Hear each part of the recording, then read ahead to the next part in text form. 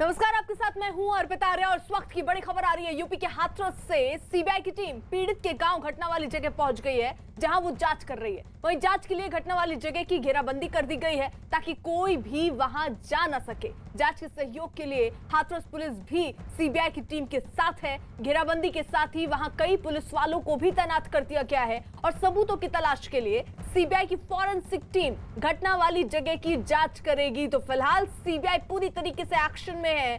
पहले केस की सारी डिटेल सीबीआई ने ली, उसके बाद अब गांव पहुंची है। बड़ी खबर इस वक्त की, यूपी के हाथरस से सीबीआई की टीम पीड़ित के गांव घटना वाली जगह पहुंच गई है, जहां वो जांच कर रही है और वहीं जांच के लिए घटना वाली जगह की घेराबंदी भी कर दी गई है ताकि कोई भी वहां आ जा ना सके।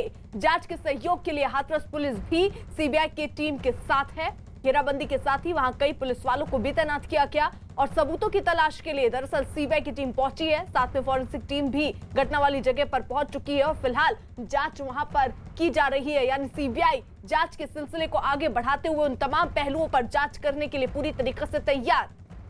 हमारे साथ कुछ खास सहयोगी इस वक्त जुड़ चुके हैं। शंकर आनंद हाथरस से है, नितिन गौतम मथुरा से है, अमित सिंह आगरा से इस वक्त हमारे साथ मौजूद है। सबसे पहले शंकर आनंद का रुख।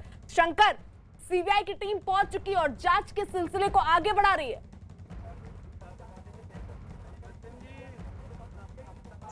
जी अर्पिता, इस वक्त में ठीक अभी से 7 मिनट पहले सीबीआई की टीम यहां पहुंची और यहां पहुंचने के बाद तफ्तीश में जुट चुकी है। मैं दिखाना चाहूंगा जो घटनास्थल पर यहाँ पर उत्तर प्रदेश पुलिस यहाँ पे मौके पे मौजूद है और इसके साथ ही जो सीबीआई के अधिकारी हैं वो यहाँ पे पहुँचे हुए हैं और यहाँ पर इस टीम में 2 महिला अधिकारी भी हैं। सीबीआई की जो महिला अधिकारी भी हैं, जिसमें कि सीमा पाहुआ वो हैं जो शिमला गैंगरेप मामला जो था उस मामले की इन्वेस्टिगेशन करता है और वो इस मामले में पूरे इन्वेस्टिगेशन कर रही थी। अब सीबीआई की टीम घटनास्थल यानी कि आप जो कार देख रही हैं ठीक इसके दूसरे साइड में जो खेत है उस खेत में गई है और उस खेत में जाकर इन्वेस्टिगेशन किया जा रहा है। जो घटनास्थल है, जिस स्थान पर पीड़िता के साथ में वहां पे दुष्कर्म करने की बात आई, जिस जगह पे उसके साथ में मारपीट की गई, उस जगह पर जाकर वहां पर मुआयना किया जा रहा है। मुआयना किस तरह से किया जाएगा कि वहां पे सबसे पहले घटनास्थल पर जाकर वहां जांचा जाएगा कि जिस स्थान पर मारपीट की गई क्या अभी भी वहां पे कोई खून की बूंदें जो है वो तो नहीं पड़ी है, या वो अनुमान लगाने की कोशिश किया जाएगा। हालांकि घटनास्थल की बात करें, घटनास्थल तो वहां पर काफी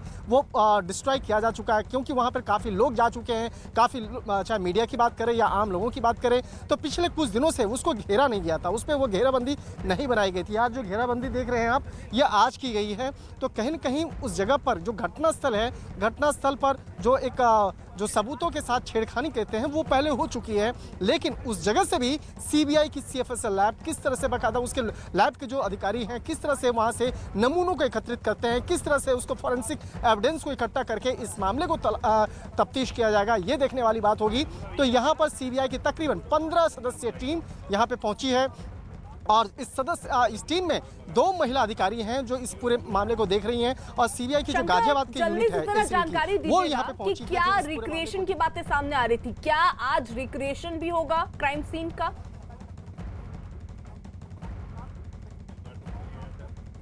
निश्चित तौर पे यहाँ पर पिता उस क्राइम लोकेशन को रिक्रिएट भी किया जाएगा। जो स्थान है, मैं एक आपको डेमो बताना चाहूँगा कि देखिए ये खेत है, इस खेत में जिस रास्ते से होते हुए वहाँ पर पीड़िता को लेकर गए थे, ठीक इसी तरीके से बाकायदा वहाँ पर डेमो किया जाएगा और ठीक सड़क के हम दूसरे साइड में हैं और दूसरे साइड में दिखाएं कि वो जो लोकेशन है इस जगह पे बाकायदा वहाँ पर डेमो किया जाएगा। जो सबसे पहले जो क्राइम लोकेशंस होंगे, क्राइम लोकेशंस पे पहुँच करके सीबीआई की टीम उसका पहले वो घेराबंदी करेगी जो प्रॉपर स्थान है। हालांकि प्रॉपर स्थान पर वहाँ पर पिछले कुछ दिनों से लगातार ग्रामीण आ रहे थे, खेत में वहाँ पर कटाई हो रही थी, जो बाजरे की खेत कटाई है वो हो रही थी।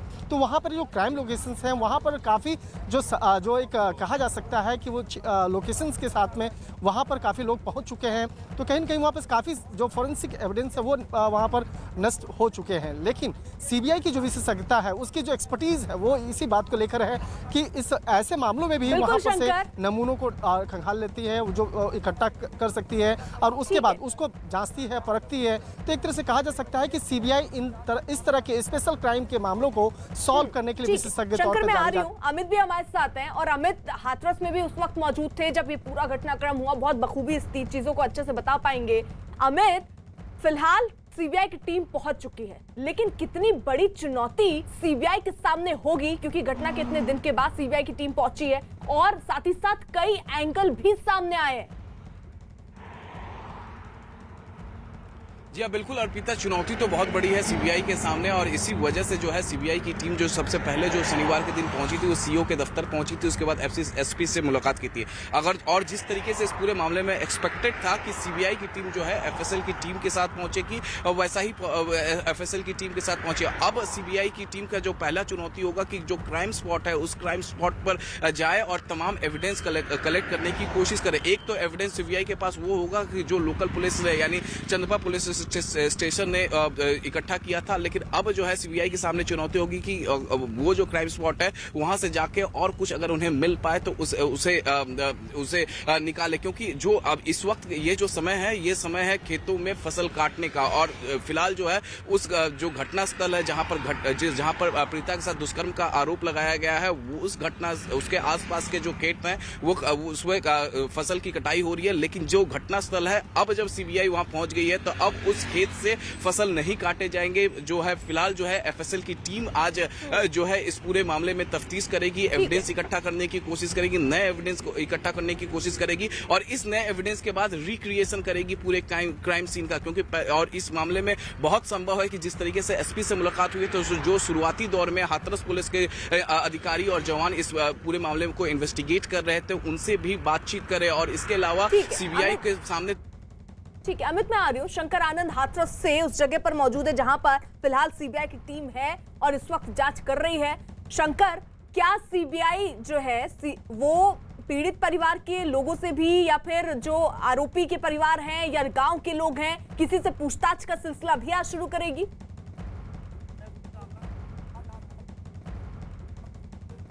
देखिए अर्पिता, इस वक्त में मैं न्यूज़ 18 के दर्शकों को एक और महत्वपूर्ण जानकारी मैं देना चाहूँगा कि थोड़ी देर पहले जो एसडीएम की गाड़ी है वो भी पीड़िता के आवास पे गए थे और वहाँ पर एक एम्बुलेंस लेकर गई थी और शायद इस बात में एक अंदाज़ा लगाया जा रहा है कि जो पीड़िता की मां है उसकी तबीयत काफ़ी ख़राब हुई है और लिहाजा इसी बात को ध्यान में रखते हुए डॉक्टरों की जो टीम है उनको लेकर यहाँ से अस्पताल निकली है।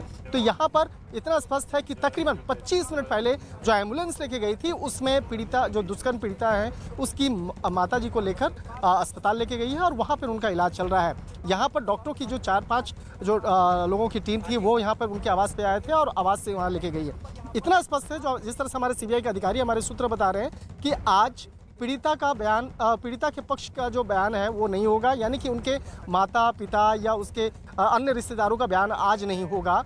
आज क्राइम लोकेशन पर उसको रिक्रिएट किया जाएगा, वहाँ से जो नमूने हैं वो एकत्रित किए जाएंगे और उन फॉरेंसिक एविडेंस को इकट्ठा करने के बाद जो पूरा आसपास का इलाका है वो देखा जाएगा। पूरे इस इलाके को अगर बताएं जो खेत है इस खेत के चारों साइड से मुआयना किया जाएगा कि कहाँ से किस तरफ से जो आरोपी है वो आया, किस तरह से वहाँ से कहाँ से निकला है और जो जिस स्थान पर क्राइम की गई है फिर उसका लोकेशन, उसकी दूरी और उसके बाद वहाँ से जो फॉरेंसिक नमूने को एकत्रित करने के बाद उसका रिक्रिएशन होगा। उसके बाद में जो जांच प्रक्रिया है वो बाकायदा की जाएगी। और यहाँ पे हाथरस की अगर बात करें तो हाथरस में सीबीआई की टीम ने एक कैंप ऑफिस बना चुका है और यहाँ पे कैंप ऑफिस में बनाने के बाद यहाँ पर बाकी का जो इन्वेस्टिगेशन है इसी कैंप ऑफिस से होगा। जो फिलहाल सीबीआई की जो गाजियाबाद की यूनिट है वो यहाँ पे पहुंची है और वो इस गाजियाबाद यूनिट जो उस मामले के तफ्तीश कर रही है। क्राइम सीन पर इस वक्त सीबीआई मौजूद है और जांच वहां पर चल रही है, फॉरेंसिक टीम भी वहां पर मौजूद है। वहीं हाथरस केस में पीएफआई की भूमिका की जांच के लिए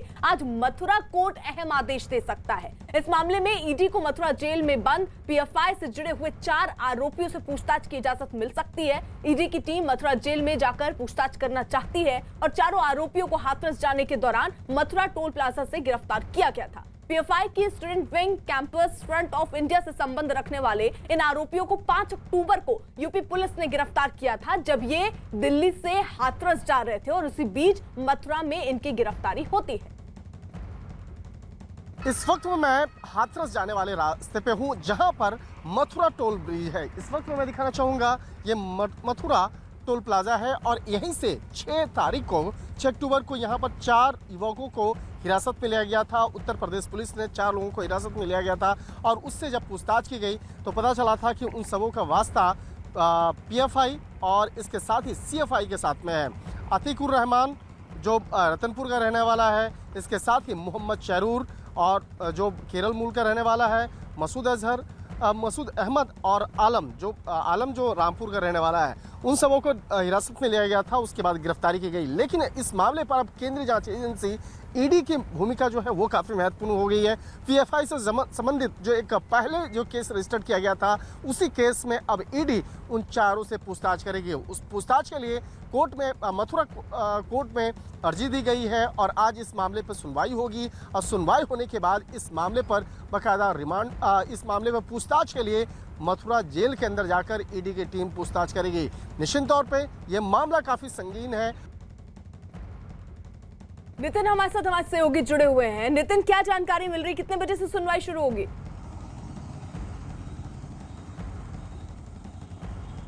देखिए, हम अपने दर्शकों को बताना चाहेंगे कि जिस तरीके से कल ईडी की टीम आई थी, उन्होंने अदालत में मुख्य न्यायिक मजिस्ट्रेट की अदालत में प्रार्थना पत्र दिया था और उन्होंने इस बात को कहा था कि जो पीएफआई के 4 सदस्य मारटोल से पकड़े गए हैं, जिनके पास से आपत्तिजनक दस्तावेज बरामद हुए थे, साथ ही जो धार्मिक ग्रंथ से उन्माद फैलाने वाले वो बरामद हुए थे, उनसे वो पूछताछ करना चाहती है क्योंकि इसमें विदेशी फंडिंग का मामला सामने आया था। और कल सुनवाई के दौरान अदालत ने जो है कोई फैसला नहीं दिया था और सुनवाई आज के लिए टाल दी थी। आज सुनवाई के लिए अदालत में अभी 12 बजे के करीब जो है अदालत में सुनवाई होनी है और उसके बाद शाम तक के इस मामले में फैसला आ पाएगा कि जो ईडी की टीम है उनको इन चारों लोगों से पूछताछ करने की स्वीकृति मिलती है या नहीं मिलती है। अगर ईडी को न्यायालय इन ईडी के सदस्यों को टीम को जो है अनुमति देता है तो फिर ईडी की टीम इन जो अस्थायी जेल में जो चारों लोग जो बंद हैं इनसे पूछताछ करेगी और पूछताछ करने के दौरान ये पुलिस के लिए एक अहम सवाल होगा कि वो ईडी इनसे पूछताछ कर पाती है और क्या जानकारी जुटा पाती है। और फिर इसके बाद ये बताया जा रहा है, सूत्र बता रहे हैं कि अगर ईडी को कुछ जानकारी हासिल होती है तो फिर वो इनके रिमांड के लिए भी एप्लीकेशन लगा सकती है। फिर उसके बाद देखना होगा कि जो न्यायिक मजिस्ट्रेट मुख्य न्यायिक मजिस्ट्रेट है वो क्या अपना फैसला सुनाते हैं। तो लिहाजा आज इस फैसले पर सभी की निगाहें टिकी हुई है कि ईडी को क्या न्यायालय क्या परमिशन देता है या नहीं देता है। जी ठीक है, आप रहिए हमारे साथ। इससे पहले सुबह जब सीबीआई की टीम होटल से बाहर निकली तब उन्होंने मीडिया के किसी भी सवाल का जवाब देने से इनकार कर दिया। सीबीआई की टीम से केस की जांच से जुड़े सवाल पूछे गए थे, जिसका जवाब देने से उन्होंने साफ तौर पर इनकार कर दिया था। यानी सीबीआई जो हाथरस पहुंची और जांच में जुटी है, उससे जब मीडिया के सवाल पूछे गए, फिलहाल उन सारे सवालों से सीबीआई ने इनकार किया। सीबीआई के जो अधिकारी थे वो चुपचाप गाड़ी में बैठकर वहां से निकल गए, क्योंकि आज ही उनको देखिए वो वहां उस जगह पर पहुंचे हैं जहां पर ये क्राइम हुआ। क्राइम रिक्रिएशन भी आज सीबीआई की टीम कर सकती है। देखिए, हमारे यहाँ अथराइज स्पोक्स पर्सन है, उससे बात करिए आप। लेकिन सर आप लोग अरे छोड़िए आप, प्लीज प्लीज प्लीज। जो सर केस डायरी है आप लोगों ने लिया है, प्लीज तो सिर्फ एक क्वेश्चन सिर्फ है सर, जांच कब से शुरू करेंगे आप लोग? अरे यार क्यों, आप स्पोक्स पर्सन से पूछिए। सीबीआई की टीम हाथरस पुलिस से जुड़ी हर जानकारी और जरूरी दस्तावेज भी ले चुकी है और इसके बाद आज से सीबीआई की टीम इस केस की एक एक परत खोलने की कोशिश करेगी, जिसमें क्राइम सीन रिक्रिएट भी किया जाएगा, जबकि घटना में शामिल पुलिस वालों से पूछताछ भी की जाएगी। इसके अलावा सीबीआई इस केस में दोनों पक्षों से सवाल जवाब भी कर सकती है। हाथरस केस में इस वक्त की सबसे बड़ी खबर, सीबीआई ने शुरू की हाथरस कांड की जांच।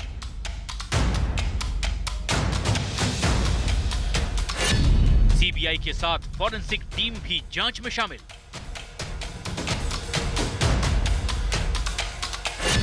पंद्रह दिनों तक हाथरस में सीबीआई की टीम जांच करेगी।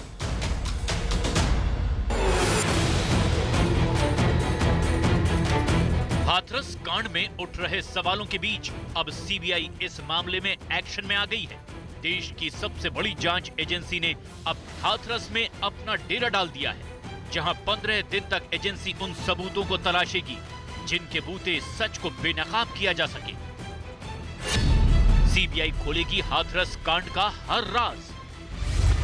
हाथरस मामले की जांच करने के लिए सीबीआई की टीम कल ही चंदपा पुलिस स्टेशन पहुंच गई थी और जांच की शुरुआत करने के लिए टीम ने पुलिस से मामले से जुड़े सारे दस्तावेज हासिल कर लिए, जिसके बाद आज से सीबीआई की टीम जांच में जुट जाएगी। सीबीआई की टीम जांच की शुरुआत फॉरेंसिक टीम के साथ शुरू करके हर पहलू की बारीकी से छानबीन करेगी, जिसमें दोनों पक्षों से पूछताछ होगी और क्राइम सीन को रिक्रिएट भी किया जाएगा। हाथरस कांड में न्यूज 18 की एक्सक्लूसिव जानकारी के मुताबिक सीबीआई की टीम जांच में कोई कसर नहीं छोड़ना चाहती और यही वजह है जबकि मौका वारदात से लेकर चप्पे चप्पे को खंगालने का काम सीबीआई करेगी। इससे पहले सीबीआई ने इस मामले में एफआईआर दर्ज कर ली है और मामले की जांच डीआईजी और ज्वाइंट डायरेक्टर की निगरानी में करवाई जाएगी। सीबीआई की टीम में डीएसपी और एएसपी रैंक के अफसर शामिल होंगे। 14 से 22 सितंबर तक ये घटनाक्रम की सिलसिलेवार जांच करेगी, जिसमें सीएफएसएल की फॉरेंसिक टीम की मदद ली जाएगी। जांच के दौरान सीबीआई क्राइम सीन को रिक्रिएट भी करेगी, जबकि केस की जांच में शामिल रहे हाथरस पुलिस के कर्मचारियों से पूछताछ की जाएगी। इन सब के अलावा पूरे केस में सच तलाशने के लिए पीड़ित और आरोपी दोनों पक्षों से सवाल जवाब किए जाएंगे। सीबीआई ने इस केस में एफआईआर दर्ज की, जिसमें धारा 307 यानी हत्या की कोशिश के आरोप, इसके अलावा धारा 376D यानी गैंगरेप का आरोप और धारा 302 यानी हत्या के आरोप वाली धाराएं लगाई गई है। उत्तर प्रदेश सरकार की अनुशंसा पर सीबीआई की मांग की गई थी और उसी पर केंद्र सरकार ने नोटिफिकेशन जारी किया है। हम इसका स्वागत करते हैं। 14 सितंबर को हाथरस में जिस वारदात को अंजाम दिया गया, उसने देखते ही देखते ऐसा रूप ले लिया कि हाथरस का एक छोटा सा गांव चर्चा का केंद्र बन गया।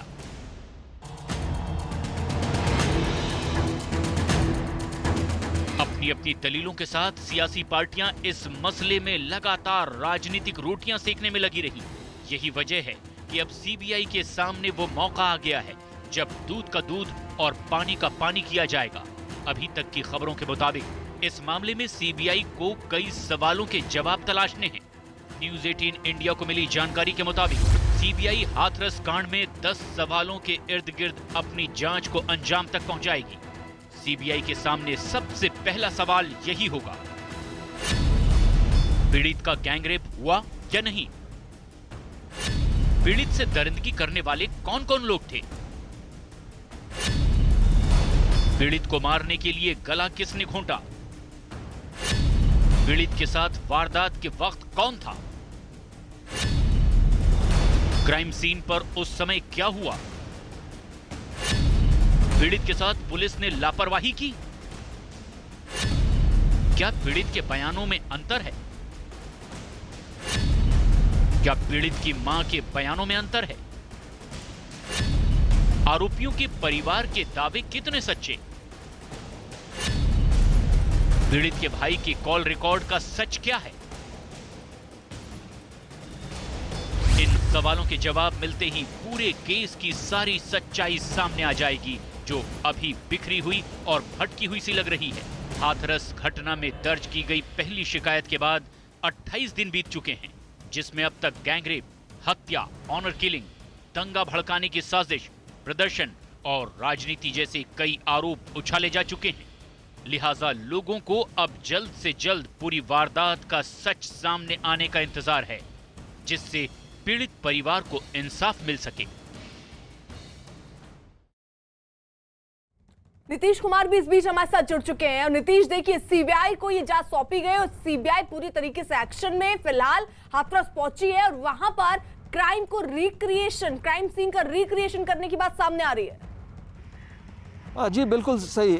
जो सीबीआई के सूत्रों के हवाले से हमें जानकारी मिल रही है, उसमें साफ है कि सीबीआई इस केस की तह तलाशने के लिए, इस केस की जड़ तक पहुंचने के लिए तीन चीज़ों का सहारा लेगी। एक तो टेक्निकल जो मीन्स हैं उसका, दूसरा फोरेंसिक मीन्स और तीसरा अगर ज़रूरत पड़ती है तो साइंटिफिक एविडेंसेस, जिसमें लाई डिटेक्टर टेस्ट, नार्को वगैरह भी शामिल हैं। लेकिन वो बात की बात है, अभी जो है फोरेंसिक सबूतों, पूछताछ और टेक्निकल सर्वेलेंस के ज़रिए इस केस के तह तक पहुंचने की कोशिश की जाएगी। आरोपी से और जो पीड़ित पक्ष है उनसे भी पूछताछ करेगी। इसके अलावा जो शव को जलाया गया था रात के अंधेरे में, जो पुलिस वाले इसके लिए जिम्मेदार हैं, पुलिस की क्या भूमिका है इसमें, उन सब की भी तह तलाशने की कोशिश करेगी सीबीआई। तो अभी फिलहाल जो है पूछताछ का काम शुरू होगा, उसके बाद क्राइम सीन को रिक्रिएट करने का और उसके बाद में जो दोषी पाए जाएंगे उसके बाद गिरफ्तारी का सिलसिला शुरू होगा। बिल्कुल, और राजीव भी इस बीच हमारे साथ जुड़ चुके हैं लखनऊ से। राजीव, यानी देखिए सीबीआई की जांच अब धीरे धीरे आगे बढ़ रही है, लेकिन चुनौती उनके सामने बहुत होगी, क्योंकि एक के बाद कई एंगल सामने आए थे, एक के बाद एक, चाहे उसमें नक्सल कनेक्शन हो या फिर उसमें फंडिंग की बात हो या फिर कई और एंगल जिनको खंगालना होगा सीबीआई को। देखिए, यकीनन सीबीआई प्रोफेशनल जांच एजेंसी है और जिस तरह से इस मामले की अब तक जांच योगी सरकार के आदेश पर एसआईटी की टीम कर रही थी, उसके द्वारा पहले ये बताया गया कि इसमें पीएफआई कनेक्शन सामने आया और फिर ये आया कि फंडिंग की गई है जिसमें भीम आर्मी भी शामिल हो सकती है, और फिर नक्सल कनेक्शन की बात आई और ये कहा गया कि नक्सल भाभी के रूप में एक महिला यहाँ पर रह रही थी जो लगातार पीड़ित परिवार को गुमराह कर रही थी। लेकिन क्योंकि अब सीबीआई टीम घटनास्थल पर पहुँच चुकी है, सबसे पहले सीबीआई टीम ने थाने पहुँच उन तमाम साक्ष्यों को कलेक्ट किया है, एफआईआर को रीड किया है कि आखिर क्या पहली एफआईआर दर्ज की गई थी और किस तरह विवेचना की गई है। उसके बाद अब घटना स्थल पर पहुंचकर सीबीआई टीम उन तमाम फोरेंसिक साक्ष्यों को कलेक्ट करने का प्रयास कर रही है जिनके आधार पर आने वाले समय में इस सच का खुलासा किया जाएगा कि असली कहानी क्या थी, इस पूरे घटना के पीछे सच कौन बोल रहा है, पीड़ित परिवार या फिर जो जांच एजेंसियां बता रही हैं वही सच है। तो कुल मिलाकर सीबीआई के सामने चुनौती इसलिए बड़ी है क्योंकि काफी एक लंबा वक्त हो गया है, करीब 28 दिन बाद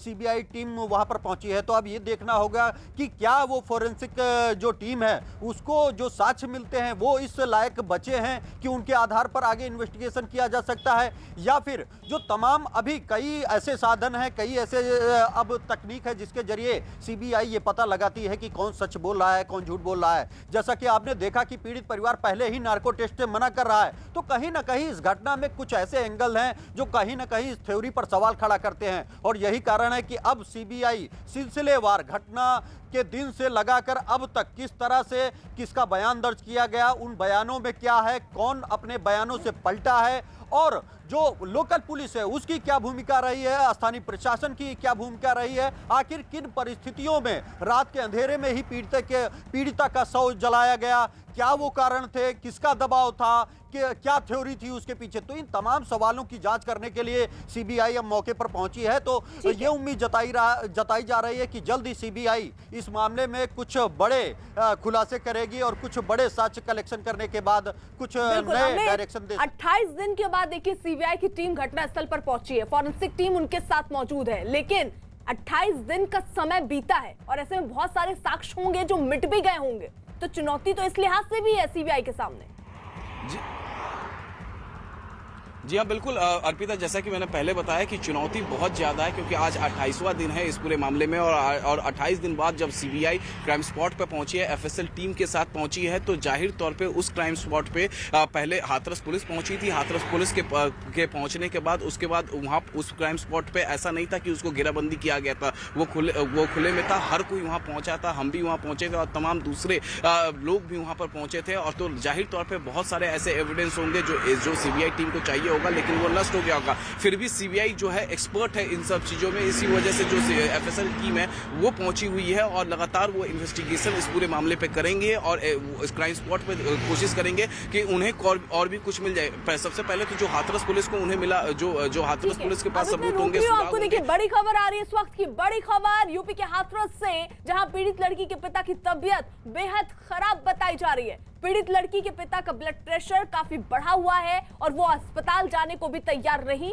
और इस बात की जानकारी अधिकारियों ने भी दी, जिसके बाद अब सरकारी डॉक्टरों की टीम पीड़ित लड़की के पिता की जांच करने उनके घर जा रही है। तो बड़ी खबर इस वक्त की सूचना मिली है कि लड़की के पिता को कुछ बीमार है, तो हमारी टीम गई थी, तो बता रहे हैं ब्लड प्रेशर वगैरह कुछ हाई है, कुछ और भी तकलीफ बता रहे हैं। तो क्या इलाज के लिए आप लोग क्या नहीं, इलाज के लिए उन्होंने कहा है, लेकिन ये चूँकि अस्पताल जिला चिकित्सालय संभव है और वहीं विशेषज्ञ चिकित्सक भी होते हैं, तरह तरह की मतलब सुविधाएं होती हैं, लेकिन वो जाने को तैयार नहीं है। तो मैं वहाँ जा रहा हूँ, देखता हूँ वो क्या कहना चाहते हैं। पीड़िता के पिता इलाज के लिए अस्पताल जाने को तैयार नहीं है जी। जो प्राइमा फेसी आपने जो चेक किया आपके हेल्थ वर्कर ने, क्या दिक्कत है उनके? नहीं, उन्होंने अभी मुझे ब्लड प्रेशर कुछ हाई बताया, कुछ और भी दिक्कत बताई है। अब मैं खुद जाऊंगा, खुद वहाँ बात करता हूँ क्या उनको दिक्कत है, हमारी टीम से बात करूँ। जरूरत पड़ेगी तो अस्पताल ले जाएंगे। जरूरत, टीम तो कह रही है अस्पताल आना चाहिए। और बाकी परिवार के बाकी 4 मेंबर की भी जांच पड़ताल करेंगे। बाकी अगर वो कहते हैं दिक्कत होगी जांच पड़ताल करेंगे, लेकिन इसके पूर्व में कहा गया था कोरोना जांच के लिए, तो टीम कोरोना जांच के लिए तैयार नहीं हुई। अच्छा, अभी आप जा रहे हैं गाँव? अभी हम जा रहे हैं, जरा उससे बात करते हैं कि भाई इलाज, वो अस्पताल आए, इलाज कराएं, वो ज़्यादा बेहतर होगा। नितिन, यानी पिता की भी तबीयत खराब है और मां के बारे में भी जानकारी मिल रही थी कि उनकी तबीयत भी नहीं ठीक है।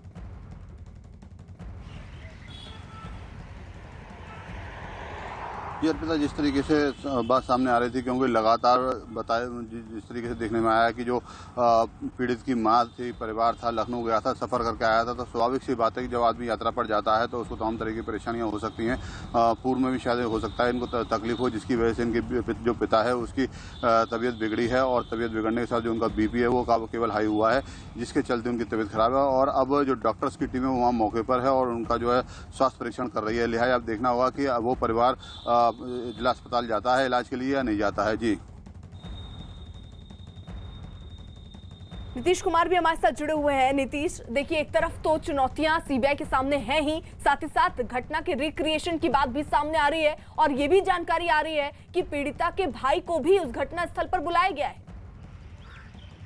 जी देखिए, चुनौतियां तो होती है, इस तरह के कई केसेस का सीबीआई को एक्सपीरियंस है, इसी तरह के केसेस में एक्सपर्टाइज सीबीआई का होता है। और ये तो बड़ी खबर आ रही है, पीड़ित के भाई को भी सीबीआई ने मौके पर बुलाया है। फिलहाल हाथरस में वारदात की जगह 15 लोगों की सीबीआई की टीम इस वक्त मौजूद है। पीड़ित के भाई को भी सीबीआई ने मौके पर बुलाया है और वो भी घटनास्थल पर पहुंचे हैं। लेकिन इस बीच ये भी जानकारी मिल रही थी कि पीड़ित के जो पिता हैं और जो मां हैं उनकी तबीयत भी ठीक नहीं है।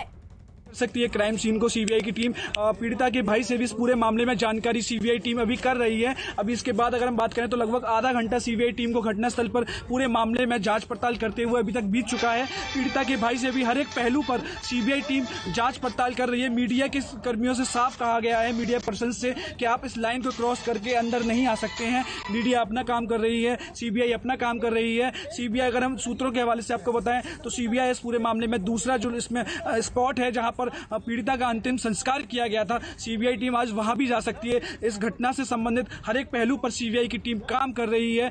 सीबीआई जो इस पूरे मामले में जो सियासत हो रही थी, पीएफआई का जुड़ा होने की भी बात आ रही थी, इंटरनेशनल फंडिंग की भी बात आ रही, तो ये भी बताया जा रहा है कि सीबीआई उन पहलुओं पर भी जांच करेगी। आज से सीबीआई ने इसी क्रम में अपनी जांच शुरू कर दी है। अब से 15 दिन सीबीआई के पास है। 15 लोगों की सीबीआई की टीम इस पूरे मामले में काम कर रही है। सीबीआई की टीम ने पूरा एक यहाँ पर कैंप ऑफिस भी यहाँ पर बनाया है। पीडब्ल्यूडी के भी अधिकारी आप यहाँ पर मौजूद हैं, जिनसे सीबीआई लैटिट्यूड लॉन्गिट्यूड भी ले रही है। इस पूरे घटनास्थल का जो लैटिट्यूड लॉन्गिट्यूड होते हैं, पीडब्ल्यूडी टीम जो है पूरी तरह से इसमें काम कर रही है, सीबीआई टीम की मदद कर रही है। सीबीआई को पूरे घटनास्थल के लॉन्गिट्यूड लैटिट्यूड भी दे रही है। तो हाथरस से हमारे सहयोगी सुमित जिस तरीके से जानकारी दे रहे थे कि फिलहाल वहां पर पीड़ित के भाई को भी सीबीआई ने बुलाया है, मौके पर वो मौजूद हैं और किस तरीके से घटना घटी, क्या हुआ था दरअसल उस वक्त, यही सब समझने की कोशिश फिलहाल सीबीआई की है। 15 लोगों की टीम सीबीआई की वहां पर मौजूद है और साथ ही साथ पूरा घेराबंदी भी वहां पर की गई है ताकि कोई भी वहां आ जा ना सके। राजीव हमारे साथ जुड़े हुए हैं लखनऊ से। राजीव, यानी पूरी घेराबंदी वहां पर कर दी गई और साथ ही साथ ये भी जानकारी कि पीड़ित के भाई को भी बुलाया गया है घटनास्थल पर। देखिए, यकीनन जिस तरह से सीबीआई टीम वहाँ पर जांच कर रही है, वो जांच एजेंसियों का एक प्रोफेशनल तरीका है, क्योंकि उनको पता है कि काफ़ी वक्त हो चुका है। ऐसे में जो साक्ष्य मिलने की संभावना है, अगर ऐसा बैरिकेड नहीं किया जाएगा तो वो भी साक्ष्य नष्ट हो सकते हैं। दूसरी ओर रही बात पीड़िता के भाई की, तो वो पहला शख्स है जो घटनास्थल के बाद सबसे पहले मौके पर पहुँचा था। तो आखिर उसने क्या देखा, किस हालत में पीड़िता उसको मिली, इन तमाम सवालों को लेकर सीबीआई उसके भाई से भी पूछताछ करेगी और जानने की कोशिश करेगी कि जब उसे ये जानकारी मिली कि यहाँ पर घटना हुई है तो उसके बाद उसने किसको इन्फॉर्म किया। ये तमाम जो उसके साक्ष्य हैं, जो बयान है, उनका मिलाप कराया जाएगा कि क्या पीड़ित का भाई जो थ्योरी बता रहा है वो सच है। तो ये तमाम चीज़ें, क्योंकि पीड़ित का भाई लगातार ये दावा कर रहा था कि उसने जब वहाँ पर पहुँचा तो पीड़िता बुरी तरह से घायल थी और उसके बाद उसकी मौत हुई। तो क्या उसके साथ गैंगरेप हुआ था, उस वक्त पीड़िता के भाई ने घटनास्थल पर किस किस को देखा था और उनकी लोकेशन क्या थी। तो सीबीआई सबसे पहले जो लोग पहले वहां पर पहुंचे थे उनके से पूछेगी, जानकारी लेगी, उनके बयान दर्ज करेगी और फिर उनकी मोबाइल लोकेशन, उनके अदर जो कॉन्टेक्ट्स हैं, उन सबको डिटेल में उसका एनालिसिस करेगी और फिर इस बात का पता लगाएगी कि क्या पीड़ित परिवार सच बता रहा है। उसके बाद कब उस घटना की जानकारी पुलिस को दी गई और पुलिस ने कितनी देर बाद उस घटना पर रिस्पांस किया, कितनी देर बाद पुलिस मौके पर पहुंची और फिर पुलिस ने उसके लिए क्या क्या कदम उठाए, आरोपियों की गिरफ्तारी के लिए क्या प्रयास किए गए, उन साक्ष्य जो कलेक्ट किए गए उनमें क्या क्या मिला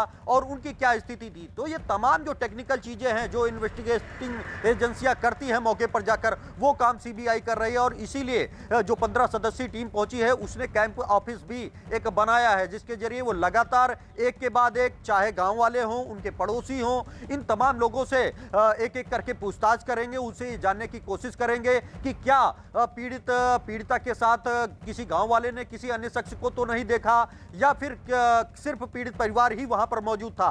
तो ये तमाम जो अनसुलझे सवाल हैं जिनको लेकर कहीं ना कहीं सवाल अभी खड़े हो रहे हैं, जिनका जवाब नहीं मिल पाया है। सीबीआई उन सवालों का जवाब तलाशने में जुटी हुई है।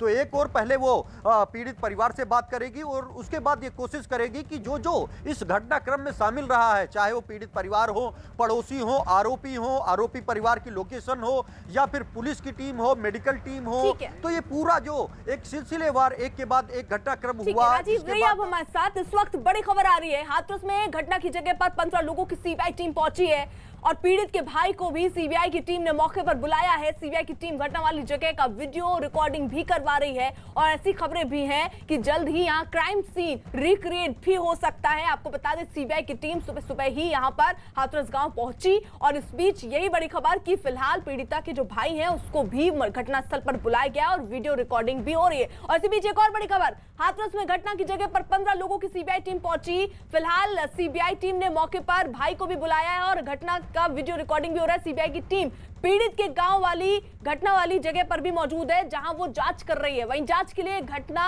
वाली जगह की घेराबंदी कर दी गई है ताकि कोई भी वहां आ जा ना सके। जांच में सहयोग के लिए हाथरस पुलिस भी सीबीआई की टीम के साथ है। घेराबंदी के साथ ही वहां कई पुलिस वालों को भी तैनात किया गया और सबूतों की तलाश के लिए सीबीआई की फॉरेंसिक टीम घटना वाली जगह की जांच करेगी। यानी अमित, सीबीआई की टीम अब पूरी तरीके से एक्शन में है। पीड़िता के भाई को भी बुलाया गया है और क्राइम रिक्रिएट भी कर सकती है क्राइम सीन को। जी बिल्कुल अर्पिता, जैसा आप कह रही हैं कि क्राइम रिक्रिएशन, तो इसमें 3 लोग जो हैं काफी इंपॉर्टेंट रखते हैं। सबसे पहला पीड़ित की मां, पीड़ित के भाई और तीसरा जो शख्स है वो काफी ज्यादा इंपॉर्टेंट रखता है जिसका नाम नाबालिग लड़का है, छोटू है। दरअसल ये जो पूरा खेत है ये खेत छोटू का है। छोटू जिस वक्त जो आरोप लगाए गए पीड़िता के साथ दुष्कर्म के, उस वक्त छोटू अपने खेत में ही दूसरी तरफ मौजूद था। बताया ये जा रहा है, जो मेरी बात हुई आई विटनेस, जो पीड़ित की मां से बात हुई, पीड़ित के भाई से बात हुई, तो उनकी जो थ्योरी थी कि पीड़ित के भाई, पीड़ित की मां और पीड़िता खुद जो है वो खेत में चारा काट रही थी, लेकिन जो चारा का गठरी था वो लेकर पीड़ित का भाई अपने घर चला गया। जो स्पॉट है, जो क्राइम सीन है, वहां से तकरीबन 400 से 450 मीटर की दूरी पर जो पीड़ित परिवार का घर है और जो आरोपी का घर है वो तकरीबन 350 मीटर की दूरी पर है या 400 मीटर की दूरी पर। यानी आरोपी और पीड़ित परिवार का जो घर है वो 50 मीटर की दूरी पर ऐसा है यहाँ वहां पर। और जो सबसे इंपॉर्टेंट चीज होगी, जो थ्योरी है माँ भाई का, कि जब भाई गठरी लेकर चला गया तब माँ ने देखा कि उसकी बेटी कहाँ है, बेटी को ढूंढने लगी और माँ ने ही सबसे पहले पीड़िता को खेत के एक हिस्से में गिरा हुआ देखा। उसके बाद उसने माँ ने सबसे पहले छोटू को कहा कि छोटू जरा मेरी बेटी को उठाओ, लेकिन जो छोटू नाबालिग था और माँ के मुताबिक कि छोटू घबरा गया था, तो तभी छोटू को उसकी माँ ने कहा कि जाओ, सबसे पहले जाओ और मेरे बेटे को बुला कर लाओ। तो ये जो 3 पहलू हैं, माँ, भाई और छोटू हालांकि नाबालिग है, लेकिन सीबीआई की टीम उससे भी बातचीत कर सकती है कि इस पूरे इंसिडेंट में क्या हुआ, कितने बजे वो पहुंचा उसके पीड़ित के भाई को बुलाने के लिए घर पे, भाई उसके कितने देर में आया। और एक शख्स इस पूरे मामले में इंपॉर्टेंट है जिसका जो खेत है जहां पर पीड़िता का दुष्कर्म हुआ था उसके ऑपोजिट साइड यही सारे पहलू होंगे अमित, और इन्हीं पहलुओं पर देखिए जांच भी सीबीआई की आगे बढ़ रही है और इसलिए घटनास्थल पर सीबीआई की टीम इस वक्त मौजूद है और जांच को आगे बढ़ाती हुई भी नजर आ रही है। हाथरस केस से जुड़ा हर अपडेट, हर खबर देखिए news18india.com पर। बिग बॉस का 4वां सीजन शुरू हो चुका है। सोमवार से शुक्रवार रात 10:30 बजे और शनिवार रविवार रात 9 बजे देखिए बिग बॉस।